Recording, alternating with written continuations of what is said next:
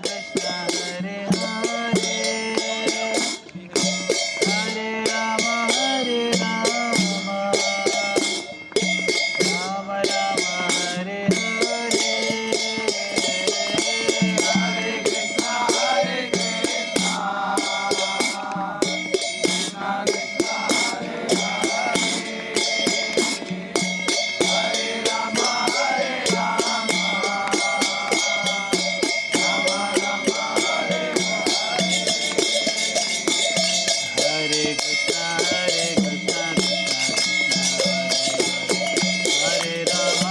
राम राम राम हरे हरे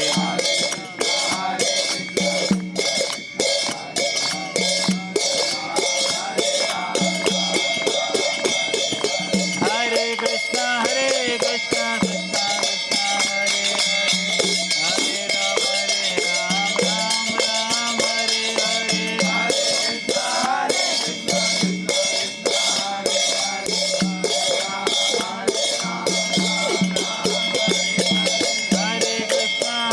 कृष्णा कृष्णा कृष्णा हरे हरे हरे राम राम राम हरे हरे हरे कृष्णा कृष्णा कृष्णा हरे हरे हरे राम राम हरे हरे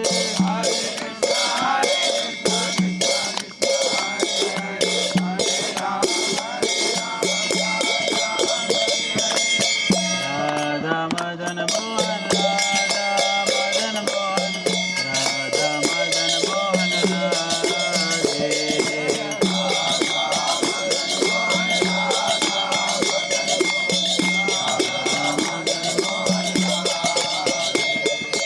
राधा गोविंद राधे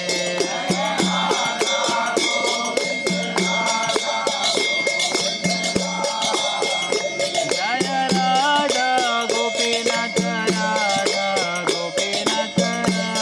राधे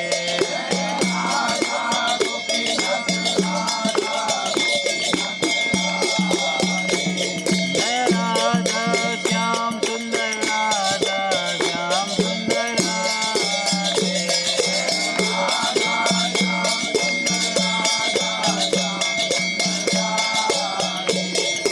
कृष्ण बलराम जय कृष्ण बलराम जय कृष्ण बलराम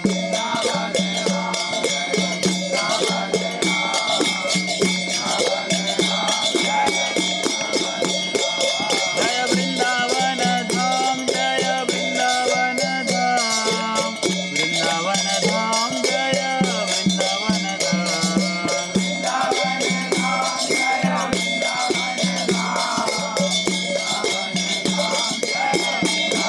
जय गिरि गोवर्धन जय गिरि गोवर्धन जय गिरि गोवर्धन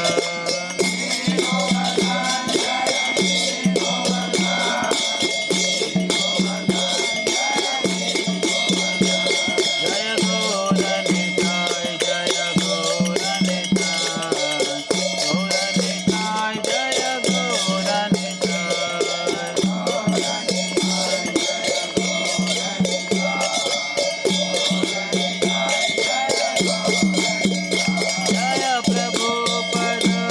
जय प्रभुपद श्रील प्रभुपद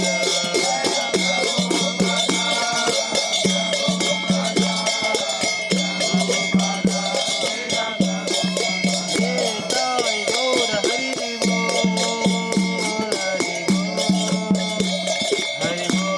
जय गौर हरि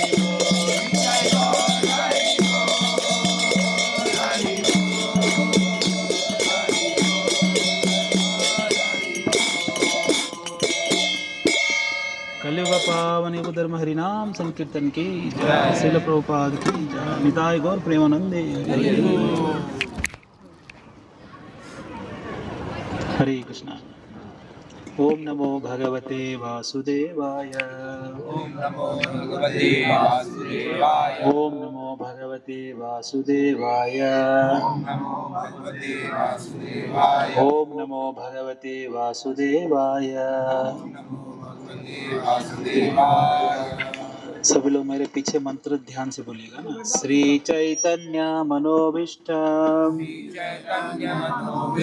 स्थापितं येन भूतले स्थापितं येन भूतले स्वयं रूप कदा मह्यं स्वयं रूपा कदा मह्यं ददाति स्वपदान्तिकम् ददाति स्वपदान्तिकम् नमो विष्णुपादाय नमो विष्णुपादाय कृष्णपृष्ठाय भूतले कृष्णपृष्ठाय भूतले श्रीमते भक्तिवेदान्त श्रीमते भक्तिवेदान्त स्वामिन्निति नामिने स्वामिनिति नामिने नमस्ते सारस्वते देवे नमस्ते सारस्वते देवे गौरवाणी प्रचारिणे गौरवाणी प्रचारिणे निर्विशेष शून्यवादी निर्विशेषशून्यवादी पाश्चात्य देशतारिणे। पाश्चात्यदेशतारिणे। ये प्रभुपाद जी के प्रणाम मंत्र है। अब आप 3 विग्रह के दर्शन 2 हो गया ना, मदन मोहन जी और गोविंद देव जी। मदन मोहन जी का प्रणाम मंत्र क्या है, मेरे पीछे बोलिएगा, याद है? जयताम सुरतौर्पंगो जयतां सुरतोपंगो मम मंद मतेर्गति मतिर्गति मत्सर्वस्व पदाम्भोजो मत्सर्वस्य पदाम्भोजो राधा मदन मोहनो। राधानन्दमोहन। ये मदन मोहन जी का प्रणाम मंत्र है ना। और गोविंद देव जी के दिव्य वृंदारण्य कल्पद्रुमाद श्रीमद रत्नागार सिंहासनस्थो श्रीमद राधा श्रील गोविंद देवो गोविन्ददेवो पृष्ठालिभि सेव्यमानं स्मरामि। और गोपीनाथ जी का श्रीमन रासरसारंभे बंसीवट तटस्थित कर्षण वेणु स्वनैर्गोपी गोपीनाथ श्रेयस्तु न। ये गोपीनाथ जी का है। ऐसे हम 3 देव का 3 प्रणाम मंत्र बोलते हैं। तीनों देव वृंदावन के ही हैं और तीनों देव गौड़ीय वैष्णव सिद्धांत के अनुसार भक्ति के 3 अवस्था को सूचक करते हैं। यानी संबंध के जो अधिदेव है वो मदन मोहन जी है, और संबंध और अभिधेय के अभिधेय जो अधिदेव है वो गोविंद देव जी है, और प्रयोजन के अधिदेव कौन है, गोपीनाथ जी है। 3 भगवान, संबंध अभिधेय प्रयोजन। हमारे जीवन में भी तीनों स्टेज हमको पार करना है, आखिरी स्टेज तक पहुंचना है। संबंध भगवान के साथ संबंध स्थापना करना, अभिधेय यानी भक्ति का अनुसरण करना, प्रयोजन यानी कृष्ण प्रेम प्राप्त करना। क्योंकि सारे के सारे जो जीव जितने हम लोग हैं कृष्ण को भूल गए हैं। अब किसको प्रेम करते हैं अभी? संसार से, शरीर से, परिवार से और इंद्रियों से, स्वजनों से, जन्मभूमि से, देश से प्रेम करते हैं कि नहीं? और सबसे ज्यादा प्रेम धन से। पर ये प्रेम वास्तव में किन के लिए होना चाहिए था? भगवान जी के लिए होना चाहिए था। तो इसलिए उस प्रेम तक पहुंचने के लिए ये पहला स्तर क्या है? संबंध स्थापना करना। किसी को प्रेम कैसे करेंगे? ऐसे ही प्रेम हो जाएगा? नहीं। अब कोई किसी का अपना बेटी से किसी से विवाह कराना है तो पहला क्या करते हैं? खोज करते हैं, कौन है वो लड़का।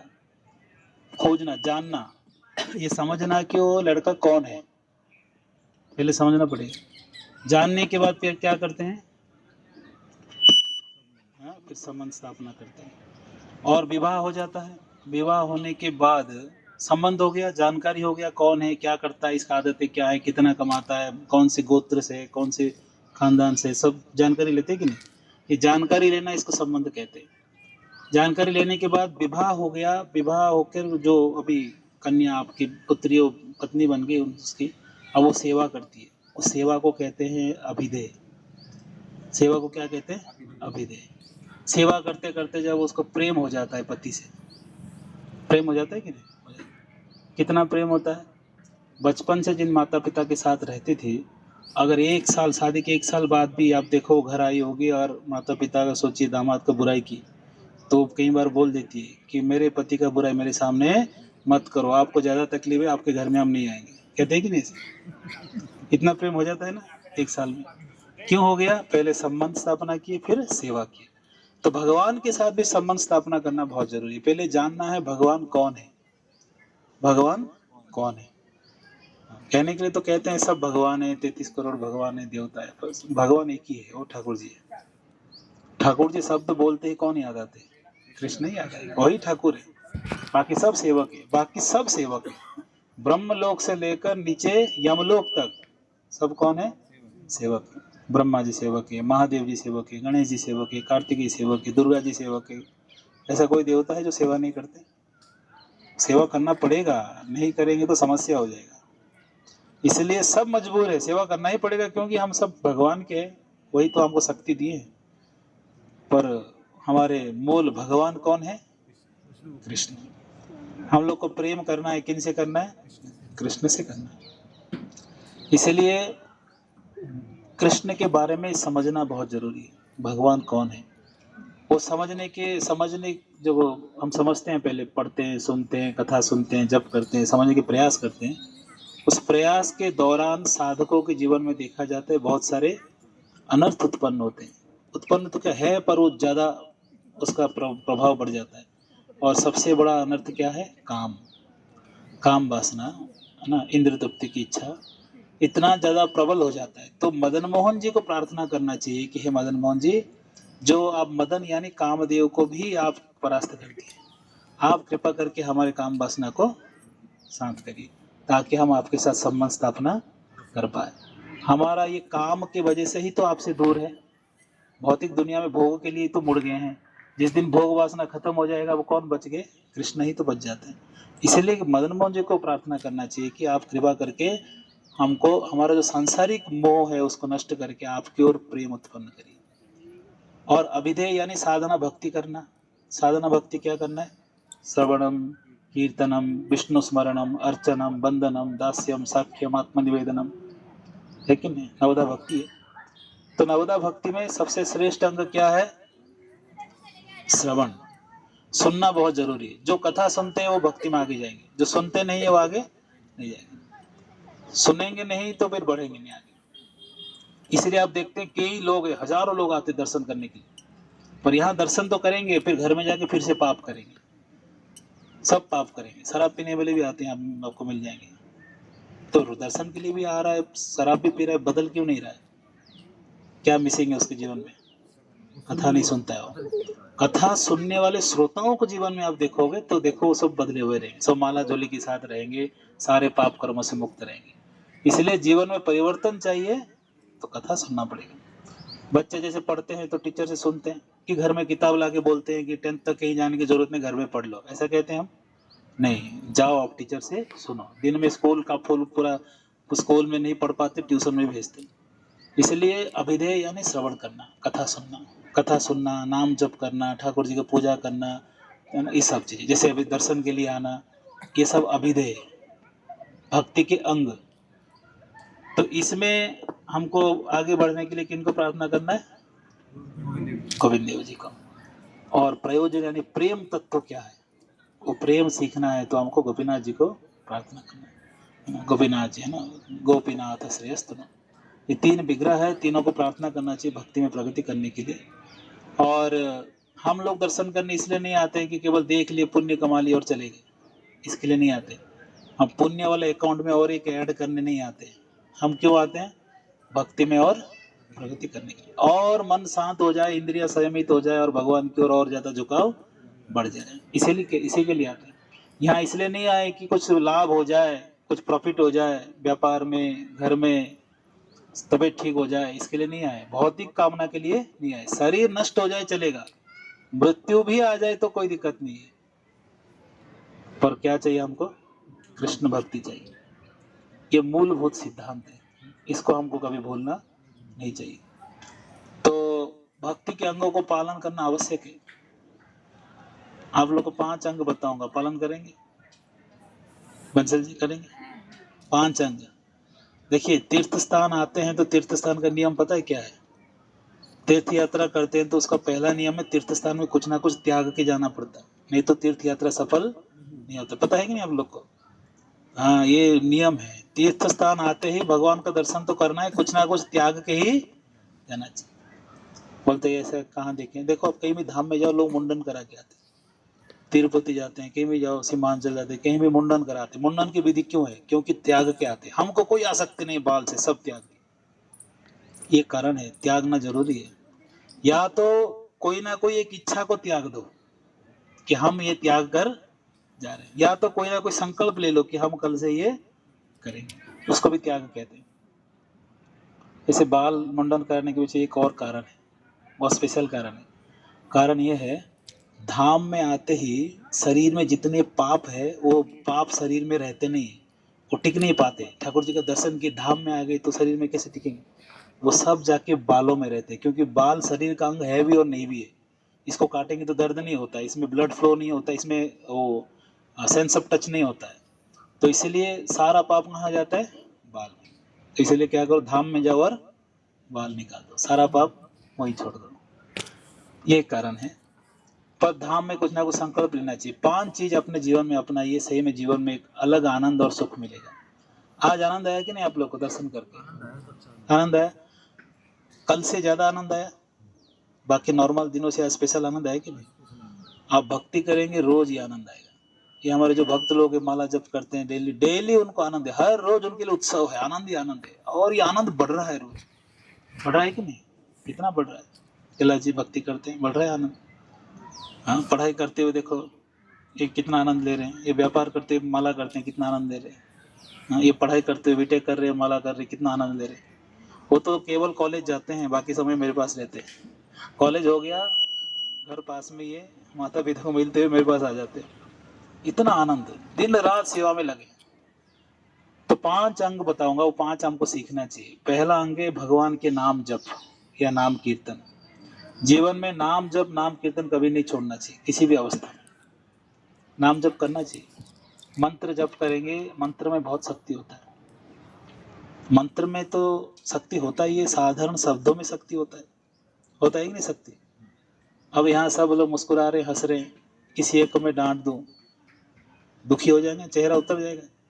मैं उनको छुआ नहीं, पीटा नहीं, कुछ नहीं किया, केवल शब्दों से उनको दुखी कर सकता हूँ। पूरे यात्रा में टेंशन में रहेंगे। शब्द का इतना शक्ति होता है। अगर साधारण भौतिक शब्दों में इतना शक्ति है तो भगवान नाम में कितना शक्ति हो। वो भी तो शब्द है, पर वो दिव्य शब्द है। हरे कृष्ण यानी हे राधे हे कृष्ण, हरे राम यानी हे राधे हे कृष्ण। राम यानी राधा रमण इति राम, जो श्रीमती राधा के साथ रमण करते हो राम है। इसलिए हरे कृष्ण जो हम कीर्तन करते हुए आए, कितना आनंद आया। हमारे कौन गा रहे थे आज? राजेश गा रहे थे ना। कंटिन्यू एक ही मंत्र को एक ही ट्यून में बहुत देर तक गा रहे थे, आंख बंद करके गा रहे थे। आपको ऐसे लग रहा था बोर हो रहा हूं मैं? नहीं लग रहा था। और आपको कह दिया जाए आपका ही नाम आप जप करो, राजेश राजेश राजेश राजेश, बोर हो जाएंगे कि नहीं? भौतिक नामों में भगवान नाम में बहुत अंतर है। इसलिए जीवन में एक चीज तो संकल्प ले लेना चाहिए कि बिना मंत्र जप किए भोजन भी स्वीकार नहीं करना चाहिए। चलो भोजन स्वीकार करना है तो कर लीजिए, पर कम से कम 24 घंटे के अंदर कम से कम भगवान के नाम एक माला तो जप करना चाहिए। एक माला यानी ये महामंत्र 108 बार, इसको एक माला कहते हैं। वैसे हम 16 माला करते हैं, कोई 25 माला करते हैं, पर कम से कम 108 बार एक माला तो करना चाहिए। कितने लोग चाहते हैं रोज करें एक माला? हाथ उठाइए, संकल्प लीजिए आज की एक माला करेंगे। ज्यादा समय नहीं लगता। कितना टाइम लगता है कैलाश जी? 7-10 मिनट हो गए। जीवन में 7 मिनट नहीं दे सकते? 10 मिनट दे दीजिए, क्या दिक्कत है? तकलीफ होगा फिर भी दे दीजिए, आनंद आएगा। वो आनंद आएगा। इच्छा नहीं है तो भी 10 मिनट दे दीजिए। इसमें कोई साइड इफेक्ट है? कुछ नहीं है। इसमें कोई पैसा लगता है क्या कि हाँ एक माला करने के लिए 100 रुपये दक्षिणा? ना इसमें कोई खर्चा है, ना इसमें कोई साइड इफेक्ट है। बस आप अपना घर पे बैठ के अपना हरे कृष्णा करते रहो, इसमें बहुत आनंद आएगा। हरि नाम में इतना शक्ति है, व्यक्ति माया के प्रभाव से बच सकता है, बहुत शक्ति है। विदेश में लोग जो ड्रग्स लेते थे, नशा करते थे, वो हरे कृष्णा मंत्र जप करके अभी बिल्कुल पाप मुक्त जीवन जी रहे। बताइए, विदेश वाले जो कृष्ण कभी बोले ही नहीं, कृष्ण शब्द ही नहीं बोले, वो कृष्ण कृष्ण बोल बोल के सारे पापों से मुक्त है। क्या ये आश्चर्य नहीं है? कितना शक्ति है। तो रोज नाम जप करिए। आप लोग सुबह कीर्तन करते हैं, और कीर्तन में सब लोग आइए, सब भाग लीजिए, क्योंकि कीर्तन जो है जप करना ये गोली खाने के बराबर है। कीर्तन करना ये इंजेक्शन लगाने के बराबर है। जल्दी कौन सा काम करता है? इंजेक्शन काम करता है। इसलिए जो कीर्तन में आता है कहते हैं कि उसको ज्यादा लाभ होता है। कैसे? जब करेंगे खुद सुनेंगे, कीर्तन करेंगे तो सब सुनेंगे, सबका फायदा होगा। इसलिए हरे कृष्णा की आज देखिए अभिनव इतना अच्छा गाय कि विदेश के लोग भी भाव विभोर हो गए। हाँ, वो बोले कौन ये आया है, कौन सी दुनिया से आया है, वीडियो ले लेते हैं इनका। तो महामंत्र देखो, इसे क्या पता चलता है? वो किसी भी देश में जन्म लिया हो, कोई भी धर्म को अपनाया हो, तथाकथित जो धर्म है, पर मूलतः उसका आकर्षण कहाँ है? भगवान में। इसलिए ताली बजाते हुए हरे कृष्णा गा रहे थे, साइड में चल रहे थे, हमको अच्छा लगता है। सर्व आकर्षक है कृष्ण, यानी आकर्षण, वो आकृष्ट करते चित्त को। इसलिए हरिनाम जब कभी जीवन में कोई आके कोड़ों से पीटे, छोड़ दो हरिनाम, तो भी नहीं छोड़ना चाहिए। आप पीटते रहो, हम हरे कृष्णा जब करते रहो। ये हम दृढ़ संकल्प होना चाहिए। पहला। दूसरा क्या है?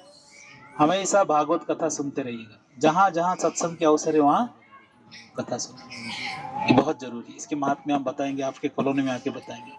तीसरा क्या है? भगवान के दर्शन करने आना, भगवान की मूर्ति पूजा करना, घर में मूर्ति पूजा करना, ये सब। और चौथा, भक्तों की संगत में रहना और भक्तों की सेवा करना। आपके कॉलोनी में एक भक्त है, कैलाश संत है वो। हाँ, वो संत ही है और क्या, सब लोगों को लेकर भगवान से जोड़ रहे हैं, कोई कम बात है क्या? देखने में लोग तो हमारे साथ रहते, काम करते हैं, गृहस्थ है, पर वो काम कौन सा कर रहे हैं? लोगों को लेके कृष्ण से जोड़ रहे हैं। बहुत बड़ा काम है ये। और धाम यात्रा करना, धाम में रहना, ये 5 चीजें। नाम जप, भागवत श्रवण, भगवान की मूर्ति पूजा, वैष्णव की सेवा, और 5वां धाम, धाम सेवा करना है, धाम में रहना है, धाम में दर्शन करना है, धाम बस कहते हैं उसको। 5 चीज करना है। करेंगे सब लोग? देखो कथा सुनने बहुत सारे वानर सेना आ गए। तो ये 5 है, तो ये ध्यान रखिएगा। ये तो हम और चर्चा करेंगे आपके कॉलोनी में। आज हम थोड़ा सा चर्चा करेंगे गोविंद देव जी के बारे में। गोविंद देव जी का विग्रह का क्या है? गोविंद देव जी के जो विग्रह है, ये मूलतः कौन बनाए थे? बज्रनाथ जी। बज्रनाथ जी इसको बनाए थे, इस विग्रह को। और उन्होंने 3 विग्रह बनाते हैं, गोपीनाथ जी, गोविंद देव जी और मदन जी। और 3 विग्रहों को बना के उन्होंने अलग अलग स्थान में वृंदावन में स्थापना किए थे। पर कालांतर में समय के प्रभाव से वो कई बार पूजा पाठ बंद हो जाता है, और बंद होके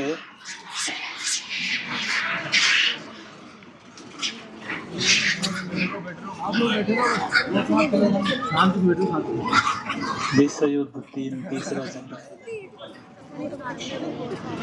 तो ठीक है, अगर आप लोगों को डर लग रहा है तो चले। तो वहाँ पर जो बहुत समय काल के प्रभाव से विग्रह छुप गए थे। और श्री चैतन्य महाप्रभु जो साक्षात भगवान कृष्ण है, साक्षात भगवान श्री कृष्ण, उन्होंने, उनके जो शिष्य थे, ठीक है बैठिए, चलेंगे सब।